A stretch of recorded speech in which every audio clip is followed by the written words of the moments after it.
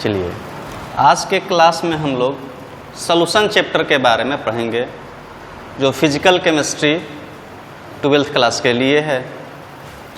तो solution chapter के नाम से ही ये क्लियर होता है कि जब दो कंपोनेंट या दो से ज़्यादा कंपोनेंट को आपस में मिलाएंगे तब एक न्यू कंपोनेंट बनेगा, हम उसी को सॉल्यूशन कहेंगे, है ना। तो डेफिनेशन लिखेंगे, व्हेन टू और मोर कंपोनेंट, यहाँ कंपोनेंट कहने का मतलब लिक्विड, गैस, सॉलिड कुछ भी हो सकता है ना। तो व्हेन टू और more component mix each other, then a new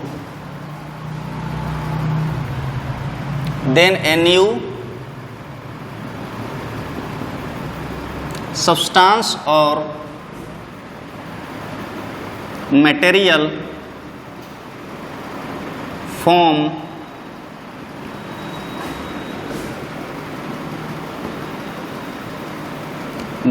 this material or component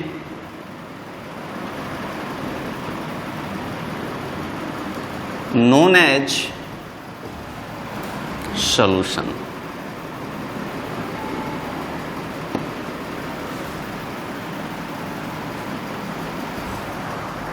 तो दो कंपोनेंट या दो से ज़्यादा कंपोनेंट को मिलाएंगे तो एक न्यू टाइप का कंपोनेंट फॉर्म करेगा, उसी को हम लोग सॉल्यूशन कहते हैं। अब रही बात कि मिलाना है यानी मिक्स कराना है तो मिक्सर बनेगा। तो मिक्सर दो टाइप्स का होगा, एक होमोजेनियस मिक्सर और एक हेट्रोजेनियस मिक्सर। यानी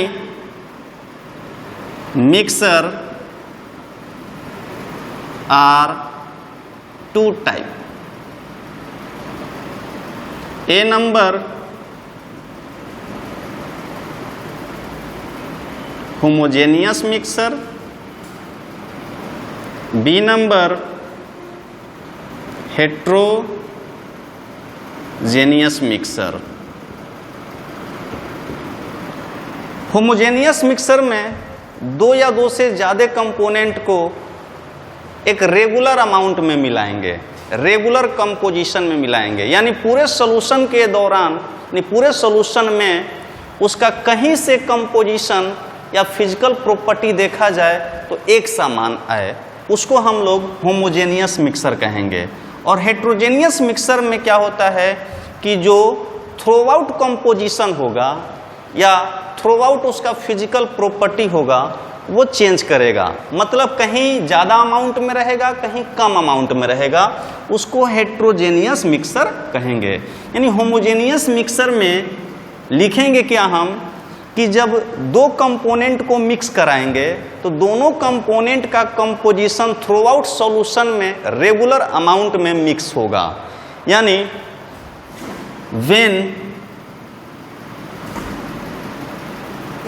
when two component mix in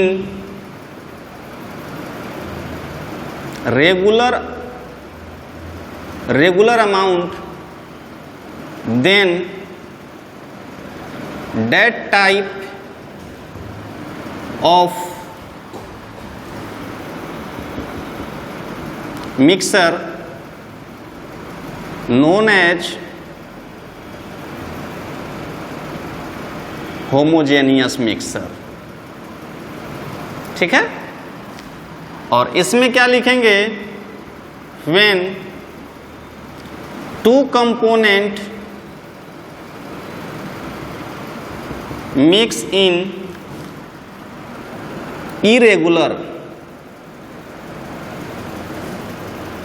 amount, then that type of mixture known as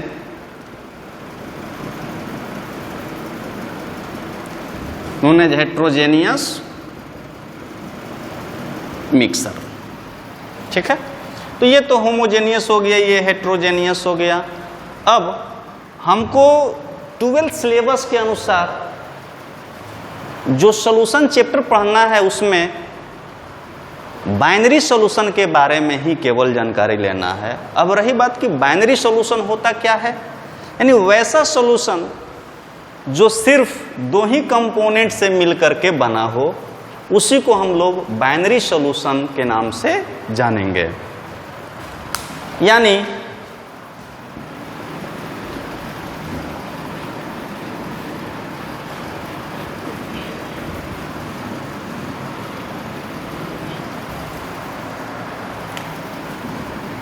binary solution, binary solution, binary का मतलब ही हुआ बाई मतलब दो, नरी मतलब दो। यानी जब कोई सॉल्यूशन दो कंपोनेंट से मिलकर के बनेगा तो वैसे सॉल्यूशन को बाइनरी सॉल्यूशन कहते हैं। when a solution form after combination of two component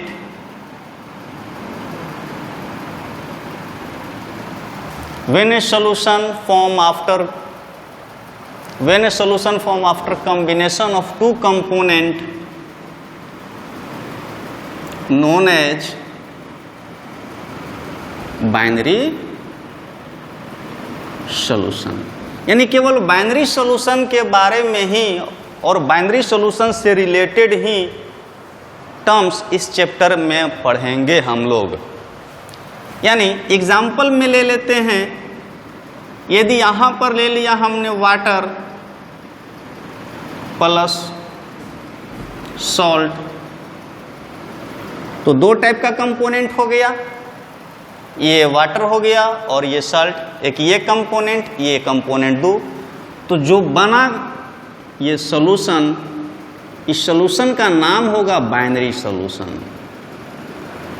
binary solution केवल दो ही कंपोनेंट होना चाहिए। जैसे हमने ले लिया सॉइल मिट्टी, सॉल्ट प्लस वाटर, तो इसमें तीन कंपोनेंट हो गया। एक कंपोनेंट हो गया सॉइल, एक कंपोनेंट हो गया सॉल्ट और एक कंपोनेंट हो गया वाटर। फिर भी सॉल्यूशन बनेगा, लेकिन ये बाइनरी सॉल्यूशन नहीं बनेगा।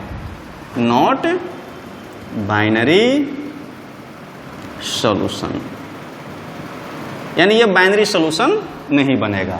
तो हमको इस चैप्टर में सिर्फ और सिर्फ केवल बाइनरी सॉल्यूशन के बारे में ही पढ़ना है। तो बाइनरी सॉल्यूशन का मतलब वैसा कंपोनेंट जिसमें केवल, यानी वैसा सॉल्यूशन जिसमें केवल दो ही कंपोनेंट पार्टिसिपेट करे, उसी को हम लोग बाइनरी सॉल्यूशन कहते हैं। अब यहाँ पर जो दो कंपोनेंट है, उन दोनों कंपोनेंट में एक सॉल्यूट होगा और एक सॉल्वेंट होगा। तो सॉल्यूट किसे कहेंगे और सॉल्वेंट किसे कहेंगे? यानी जैसे हमने ले लिया कंपोनेंट 1, ये पहला कंपोनेंट ले लिया, प्लस कंपोनेंट 2, ये दूसरा कंपोनेंट ले लिया। जब दोनों को मिलाए हम, तब जाकर के सॉल्यूशन बना। तब जाकर के क्या बना? सॉल्यूशन। यदि कंपोनेंट 1 ज़्यादा अमाउंट में है कंपोनेंट 2 से, if component 1 more than component 2, यदि कंपोनेंट 1 ज़्यादा है कंपोनेंट 2 से, देन कंपोनेंट 1 सॉल्वेंट कहलाएगा और कंपोनेंट 2 सॉल्यूट कहलाएगा। देन सॉल्वेंट कौन हो जाएगा? तो सॉल्वेंट हो जाएगा कंपोनेंट 1। सॉल्यूट कौन होगा? सॉल्यूट्स कौन होगा? तो कंपोनेंट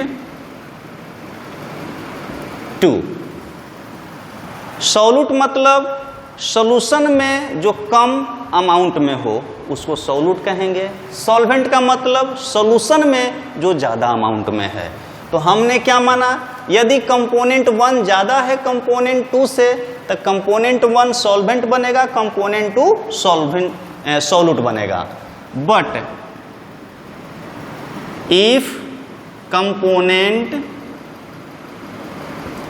2 more than कंपोनेंट 1, यदि कंपोनेंट 2 ज़्यादा है कंपोनेंट 1 से, देन सॉल्वेंट कौन होगा? सॉल्वेंट यहां पर अब हो जाएगा कंपोनेंट 2। कंपोनेंट 2 हो जाएगा। सॉल्यूट कौन होगा? सॉल्यूट्स कौन हो जाएगा? तो कंपोनेंट 1। ऐसा कुछ जरूरी नहीं है कि फिक्स रहेगा कि ये सॉल्यूट होगा, ये सॉल्वेंट होगा। कोई कंपोनेंट के बारे में ये कोई मेंशन नहीं रहेगा कि बाबू सॉल्ट है तो सॉल्ट हमेशा सॉल्यूट ही रहेगा, ऐसा कोई जरूरी नहीं है। हमको ये देखना है कि सॉल्यूशन में जो ज़्यादा अमाउंट में रहे वो सॉल्वेंट कहलाएगा, जो कम अमाउंट में रहे वो सॉल्यूट्स कहलाएगा। ठीक है, तो इस तरह से सॉल्यूट और सॉल्वेंट के हम लोग पहचान सकते हैं। तो डिफिनेशन क्या लिखेंगे? सॉल्यूशन में जो ज़्यादा अमाउंट में रहेगा उसको हम लोग सॉल्वेंट कहेंगे, और सॉल्यूशन में जो कम अमाउंट में रहेगा उसको सॉल्यूट कहेंगे। तो सॉल्वेंट का डिफिनेशन और सॉल्यूट का डिफिनेशन अब लिखेंगे हम लोग।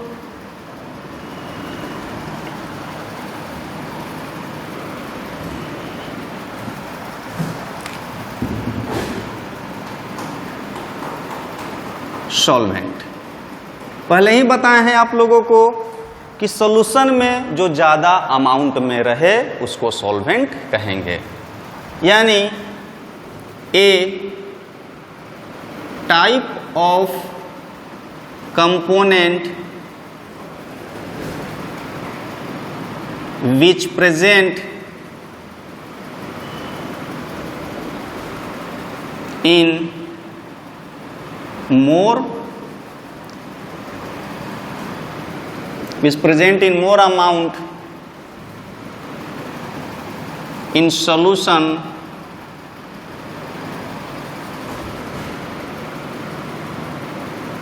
known as solvent। ठीक है,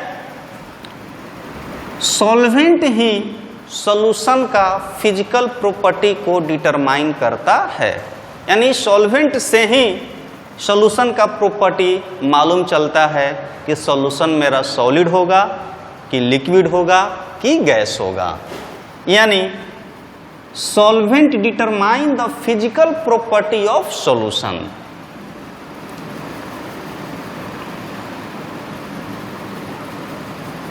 सॉल्वेंट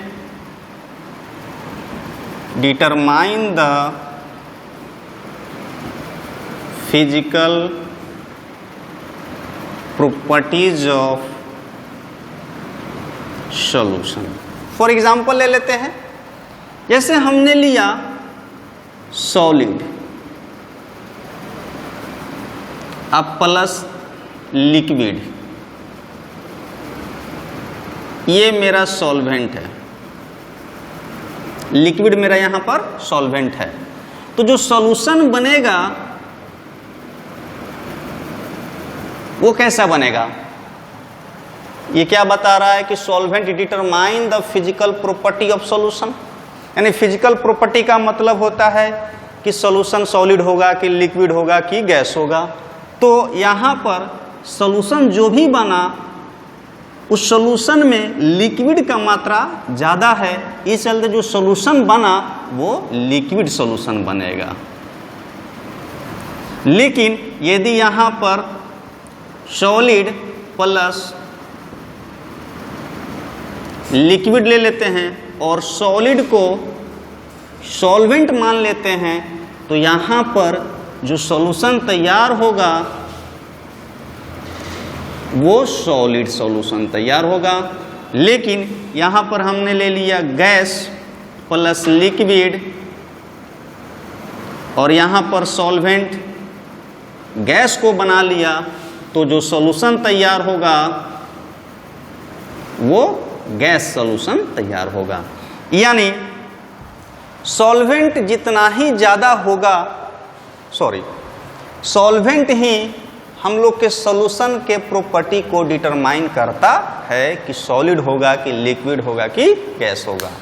और एक बात और, वाटर जो है वो यूनिवर्सल सॉल्वेंट होता है, उसको बताने की ज़रूरत नहीं होती है कि ये सॉल्यूट होगा कि सॉल्वेंट होगा। वाटर को हमेशा ऑल टाइम सभी के लिए सॉल्वेंट ही मानेंगे। यानी नोट में लिखेंगे water is universal solvent. Water क्या है? यूनिवर्सल सॉल्वेंट है।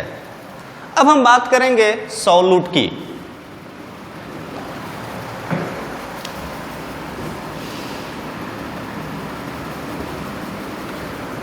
सॉल्यूशन में जो कम अमाउंट में रहे उसको सॉल्यूट कहेंगे, ठीक है।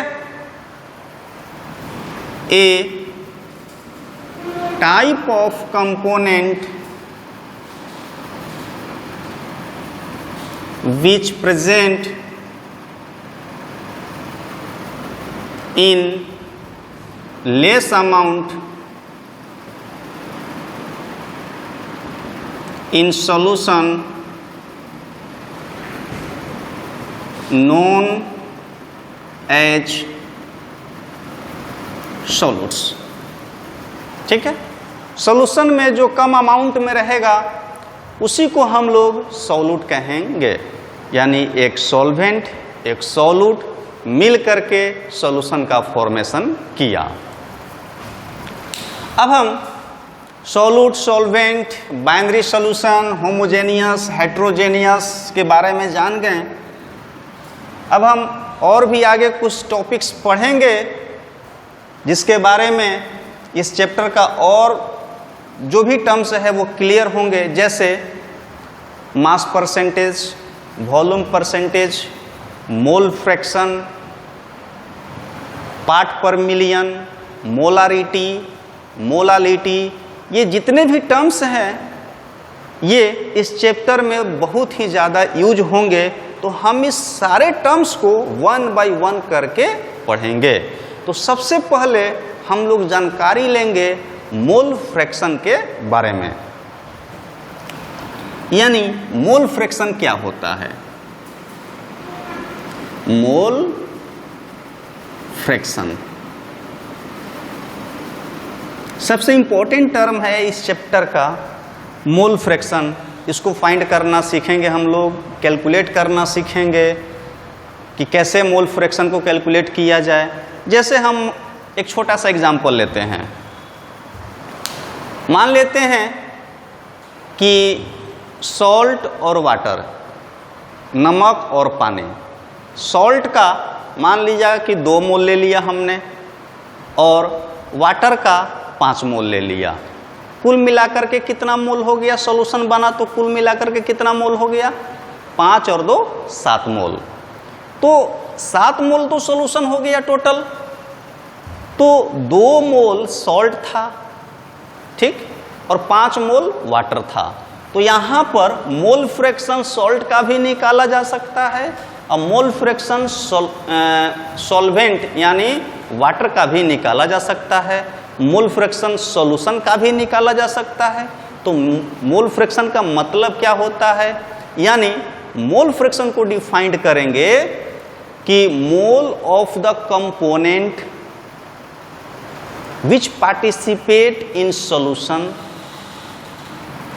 टू द या divided by total mole of solution. यानी मोल फ्रैक्शन का डिफिनेशन लिखेंगे, it is defined as the mole of component in solution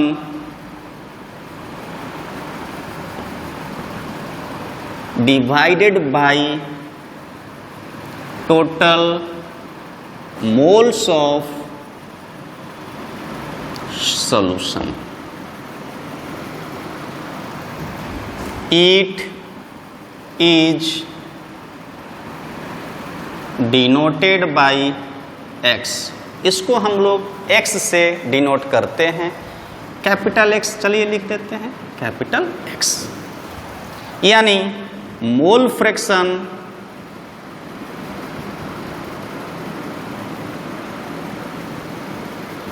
is equal to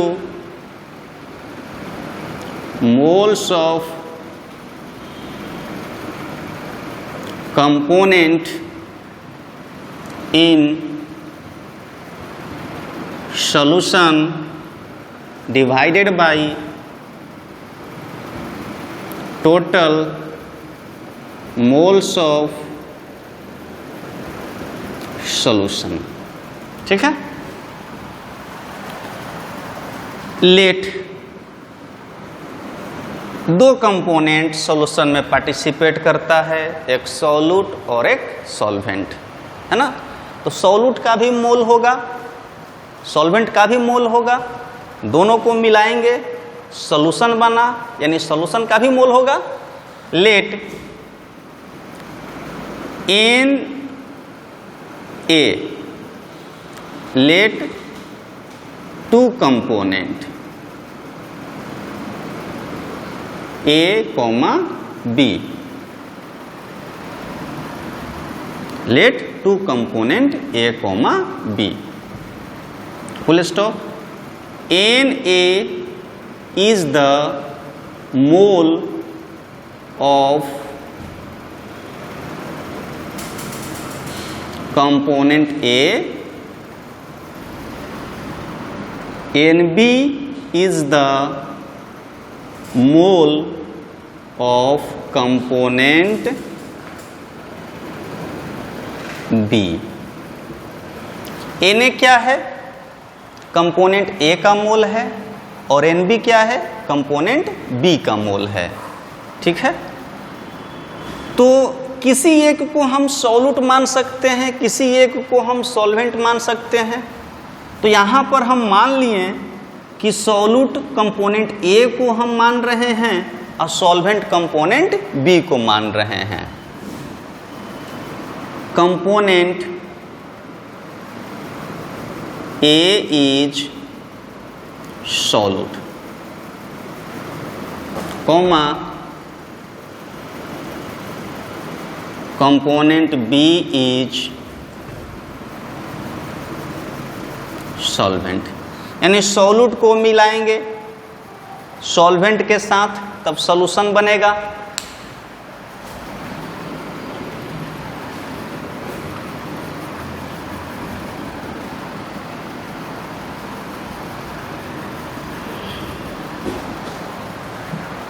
यानी solutes plus solvent is equal to solution बना, है ना। तो यहाँ पर moles in term of moles, mole के टर्म में देखना चाहते हैं। एन ए के यहाँ पर एन ए क्या हो गया, मोल्स ऑफ सॉल्यूट, यानी moles of solutes plus moles of solvent is equal to moles of solution. ठीक है, तो मोल्स ऑफ सॉल्यूट कितना हो जाएगा, N A, moles of solvent कितना हो जाएगा, एन बी। ये दोनों को जोड़ देंगे तो ये दोनों क्या हो गया, moles of solution, moles of solution. ठीक है, अब हम बात करने जा रहे हैं मोल फ्रैक्शन से रिलेटेड, यानी कंपोनेंट 1 या कंपोनेंट ए या सॉल्यूट का मोल फ्रैक्शन, यानी लिखेंगे यहां पर मोल फ्रैक्शन ऑफ सॉल्यूट्स, यानी XA। डेफिनेशन के अनुसार मोल्स ऑफ कंपोनेंट या moles of solute in solution divided by total moles of solution. तो सॉल्यूशन में सॉल्यूट का मोल कितना है, तो Na है, और total mole of solution Na plus Nb हो गया। तो ये हो गया हम लोगों का सॉल्यूट का मोल फ्रैक्शन। इसी प्रकार मोल फ्रैक्शन सॉल्वेंट का भी निकालेंगे, यानी mole fraction of solvent XB is equal to moles of solvent in solution divided by total moles of solution. तो मोल्स ऑफ सॉल्वेंट कितना हो गया, तो मोल्स ऑफ सॉल्वेंट हो गया हम लोगों का यहाँ पर Nb divided by Na plus Nb, ये हम लोगों का XB के बराबर हो गया।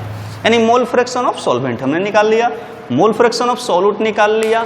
अब हम बात करेंगे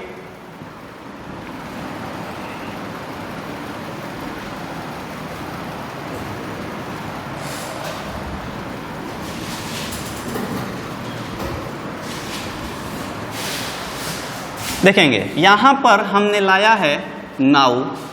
अब थोड़ा सा कंक्लूजन देख लेते हैं कि हम इतना पढ़ लिए तो इसका मतलब क्या होगा, इसका यूज हम कैसे करेंगे।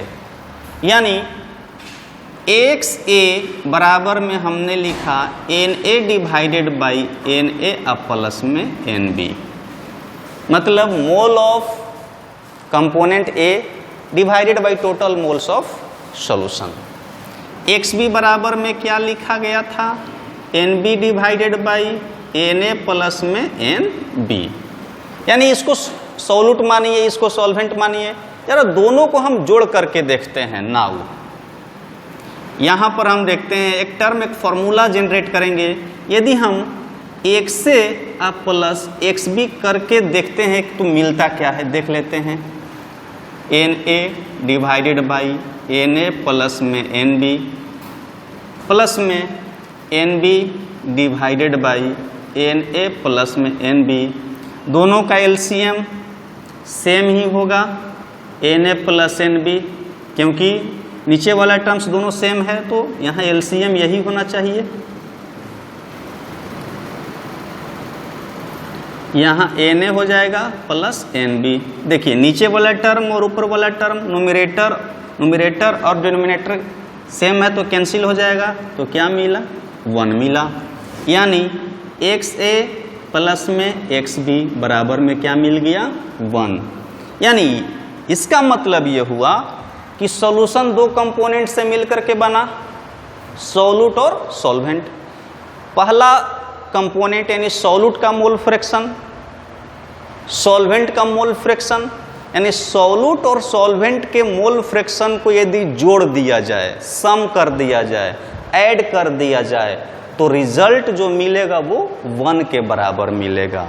यदि क्वेश्चन में सॉल्यूट का मोल फ्रैक्शन दिया जाए और कहे कि सॉल्वेंट का मोल फ्रैक्शन फाइंड कीजिए, तो कुछ करना नहीं है, यानी 1 से बराबर में हम यहाँ पर 1 माइनस XB भी लिख सकते हैं और XB बराबर में 1 माइनस XA भी हम लिख सकते हैं। मतलब कोई एक कंपोनेंट का यदि मोल फ्रैक्शन मालूम है तो हम दूसरे कंपोनेंट का मोल फ्रैक्शन आसानी से निकाल सकते हैं। जैसे यहाँ पर मोल फ्रैक्शन दूसरे कंपोनेंट का मालूम है, हमको मोल फ्रैक्शन पहला कंपोनेंट का निकालना है, तो आराम से 1 माइनस XB कर लेंगे, जो डाटा आएगा वही मोल फ्रैक्शन कंपोनेंट A का होगा। उसी प्रकार से मान लिए कि पहला कंपोनेंट का मोल फ्रैक्शन मालूम है और दूसरा कंपोनेंट का निकालना है, तो 1 माइनस XA कर लेंगे, वहाँ से मेरा मोल फ्रैक्शन फाइंड आउट हो जाएगा। तो इस तरह से हम लोग मोल फ्रैक्शन का कैलकुलेशन कर सकते हैं। अब रही बात कि आप लोगों को मोल निकालने आना चाहिए। कोई भी कंपाउंड का मोल कैसे निकालते हैं, तो मोल का general basic formula given weight divided by molecular weight, mole आप लोगों को कैलकुलेट करने आना चाहिए। एकदम बेसिक रूल के हिसाब से कैलकुलेशन करना है आप लोगों को। यानी इतना चीज़ तो हम लोग सीख गए, यानी मोल निकालने आना चाहिए। तो एक ध्यान रखेंगे इस टर्म को, बहुत इंपॉर्टेंट टर्म है ये। Mole is equal to given mass, जिस कंपोनेंट का निकालना हो, given mass of component divided by molecular mass of component, molecular mass of component. ठीक है, तो इसमें यानी इस डाटा से हम मोल का कैलकुलेशन कर सकते हैं। इस डाटा के अनुसार से हम मोल का कैलकुलेशन कर सकते हैं। जैसे फॉर एग्जांपल एक छोटा सा हम मोल निकालने के लिए बता रहे हैं, छोटा सा एग्जांपल, यानी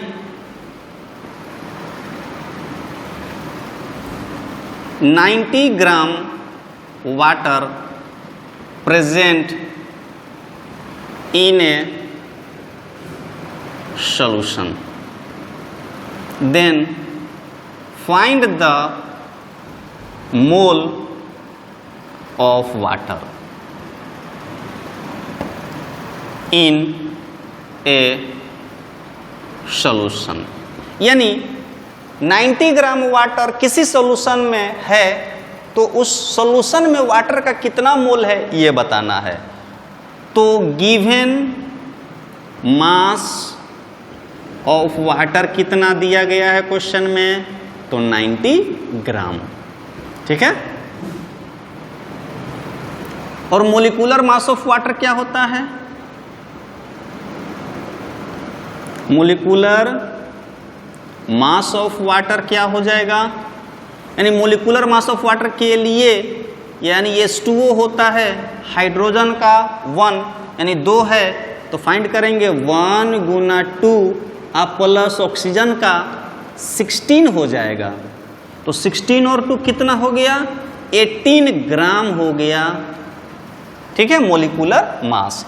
इसलिए mole of water is equal to given